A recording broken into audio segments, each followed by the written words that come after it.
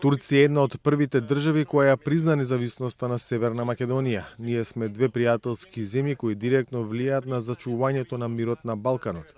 Повеќе од 30 години нашите односи се силни исто како што е силен камениот мост во Скопје. Балканот не треба да се гледа како место за конкуренција меѓу народите, туку да биде поле за заедничка соработка. Она што ги врзува двете земји се турците и нивната заедница кои живеат во Северна Македонија. Ова наше пријателство е под притисок на ФЕТО и ние заеднички мора да се бориме против него. Со премиерот и пријател Мицкоски зборувавме за Украина, за Газа, за регионалните и универзалните стратешки предизвици. За нас клучно е во Украина низ разговор да се дојде до мир.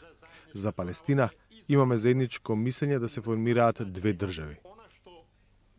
Двете земји се сојузници во НАТО, а нашиот заеднички приоритет е стабилноста и безбедноста во регионот. Исто така, отворивме и теми за кои што претходно зборуваше председателот Ердоган.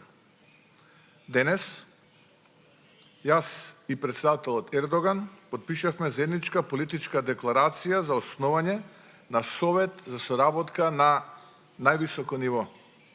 Ова е значаен чекор за односите меѓу двете земји, а основите на ова се содржани во самиот темелен документ, наречен Стратегија за зајакнување на билатералните односи меѓу Македонија и Турција, потпишан уште во 2008 година.